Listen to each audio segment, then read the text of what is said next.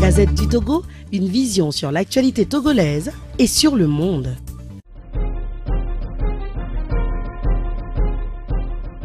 Je vais rester assise. Ça me pose quelques problèmes de rester debout pour faire la présentation. Donc ce que je voudrais faire, ce n'est pas tant vous faire un résumé du contenu de ce manifeste que de vous dire l'esprit dans lequel le manifeste a été fait pour que vous compreniez mieux, au moment où vous aurez le texte entre les mains, pour que vous compreniez mieux pourquoi il est rédigé de cette façon. Parce qu'il ne suffit pas d'avoir un texte pour bien le comprendre, il faut comprendre dans quelles circonstances et dans quel esprit ce texte a été fait.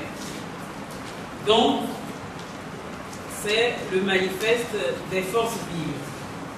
Alors, avant de présenter le contenu du manifeste, il faut que je vous dise ce qui s'est passé avant. Alors, avant aujourd'hui le 4 septembre, comme vous le savez, après les recommandations de la CEDEAO, qu'on nomme feuille de route de la CEDEAO, un groupe de citoyens de bonne volonté donc, décide de ne pas se laisser aller au découragement. Cela a induit 3 événements. Une première réunion entre une douzaine de personnes le 10 août 2018. Après cette réunion,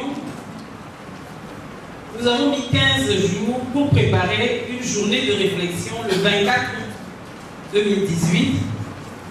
Et cette journée de réflexion a permis de saisir les aspects positifs de ce qu'on nomme la feuille de route et de proposer un plan stratégique qui soit opérationnel et qui puisse être commun aux organisations de la société civile. Mais ce que nous avons retenu aussi au cours de cette journée de réflexion, c'est qu'il est nécessaire qu'il y ait un pacte de confiance entre les membres de la société civile étant ou non dans des organisations de la société civile. Le troisième événement, c'est le 31 août dernier, donc il y a quelques jours, nous avons fait une dernière réunion encore, au cours de laquelle nous avons pu finaliser ce manifeste des forces vives.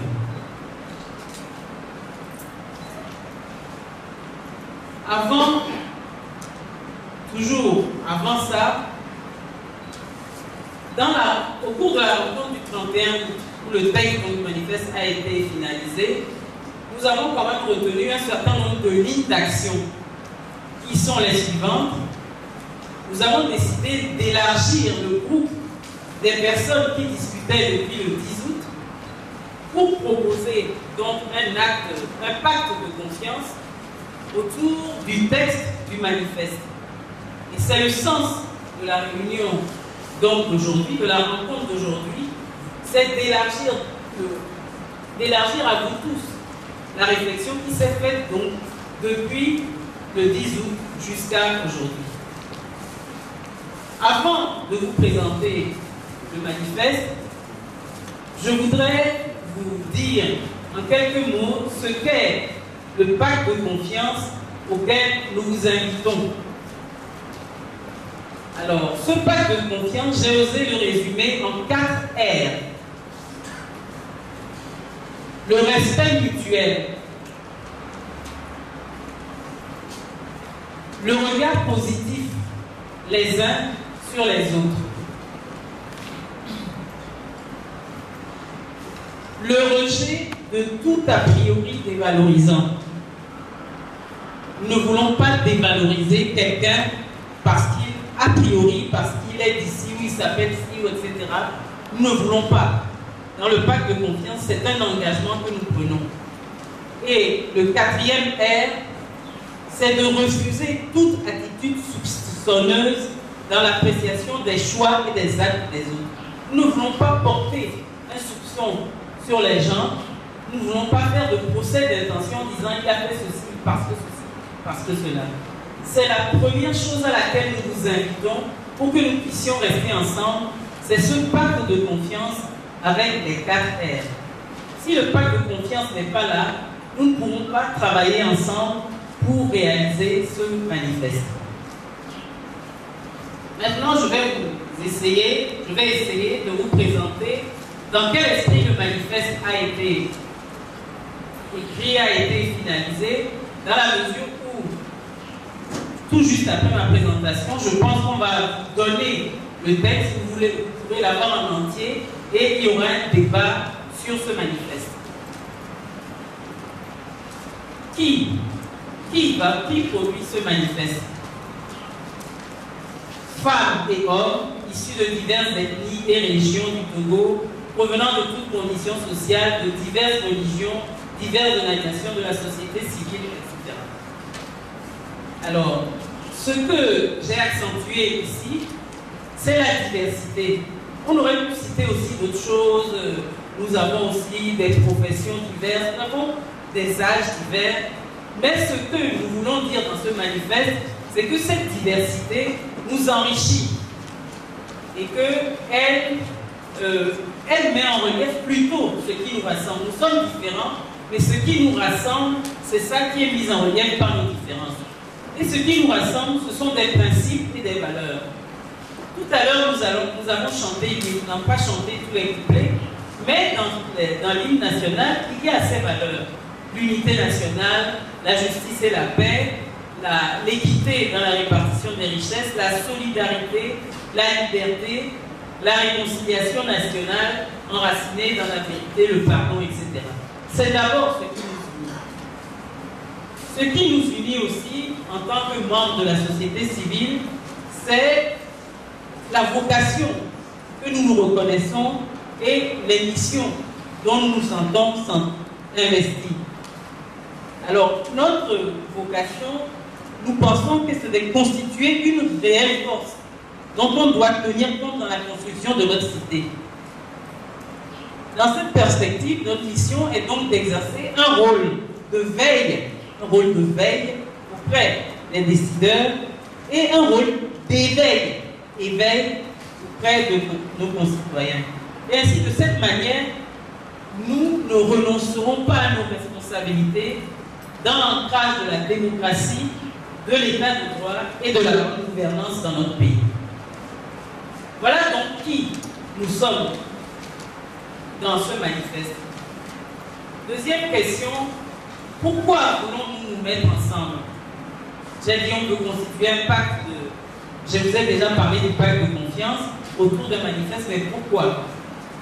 Pour constituer une force de proposition alternative et une force d'action avec des objectifs communs.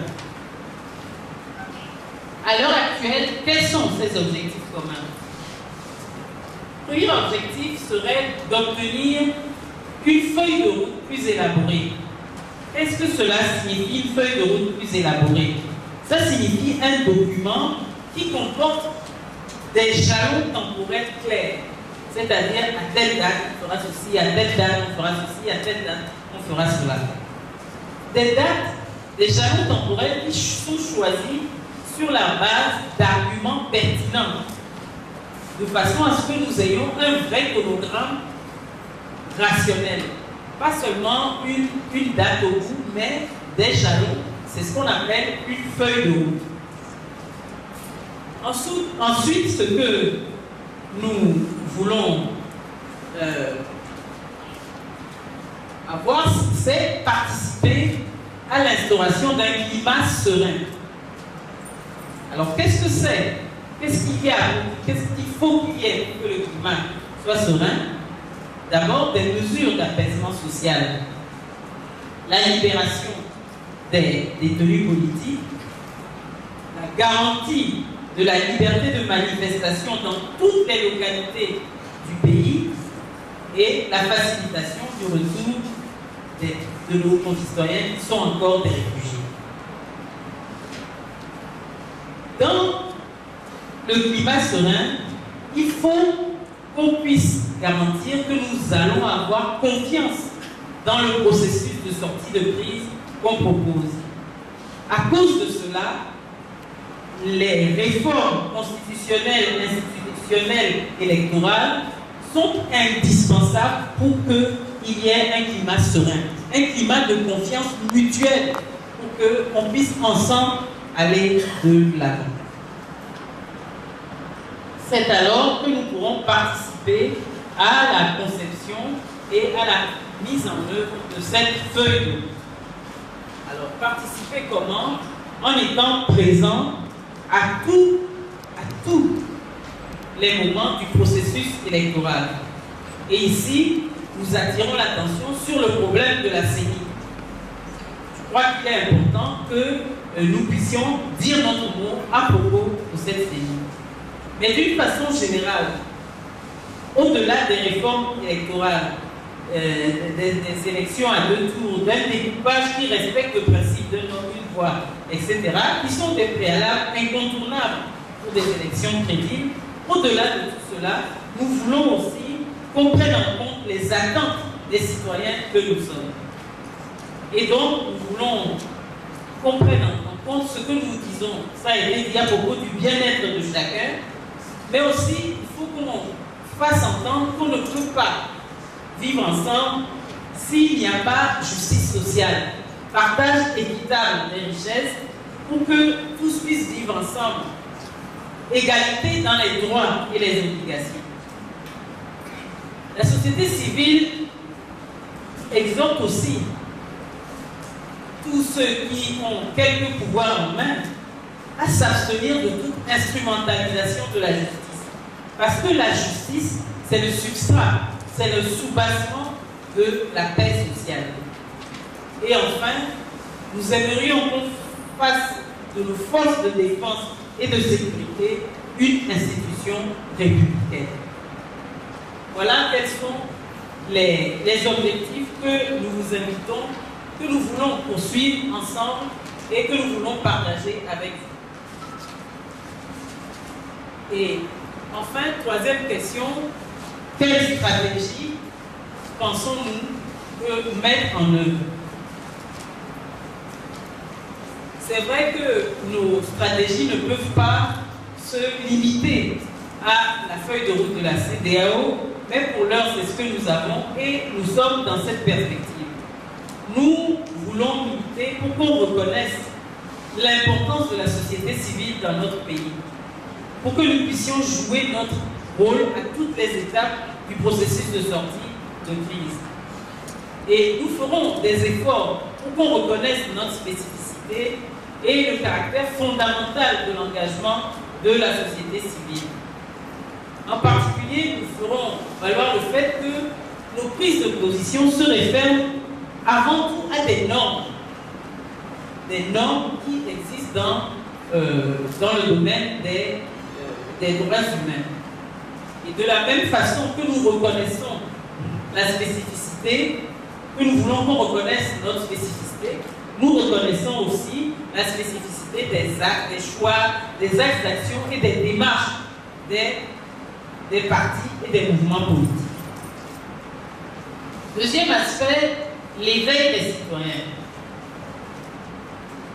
Nous pouvons nous réserver le rôle, si on reconnaît notre place, de toute action destinée à encourager l'éveil des citoyens, c'est-à-dire toute action d'information, de sensibilisation, par toutes les voies qui sont à notre disposition. Les rassemblements, les conférences, les médias, les réseaux sociaux, les réseaux des organisations de la société civile, etc. Ces actions peuvent être collectives.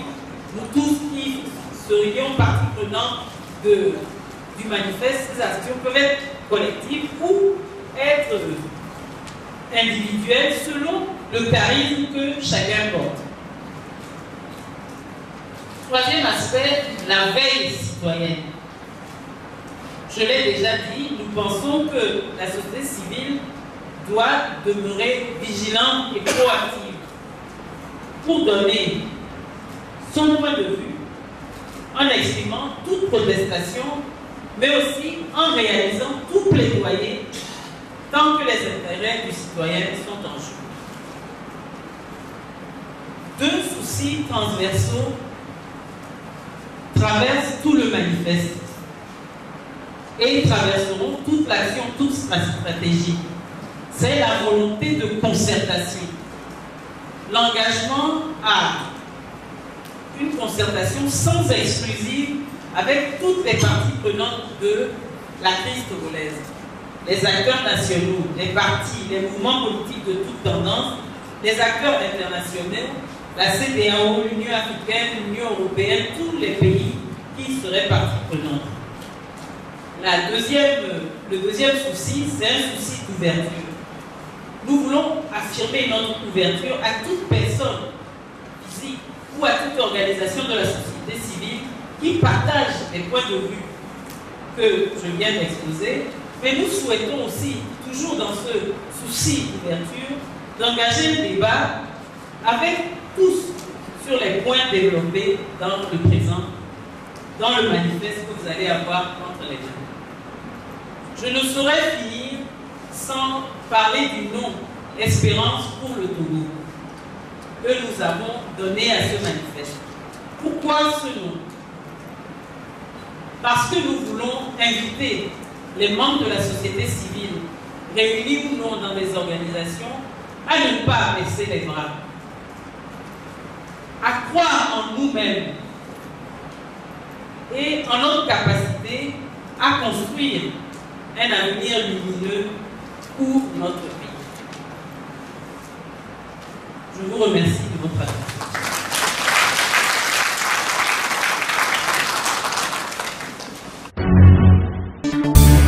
La Gazette du Togo, une vision sur l'actualité togolaise et sur le monde. Rejoignez-nous sur le www.lagazettedutogo.com ou sur nos comptes Facebook, Twitter et YouTube. Pour tout contact, écrivez à contact@lagazettedutogo.com ou appelez le 92 80 88 53.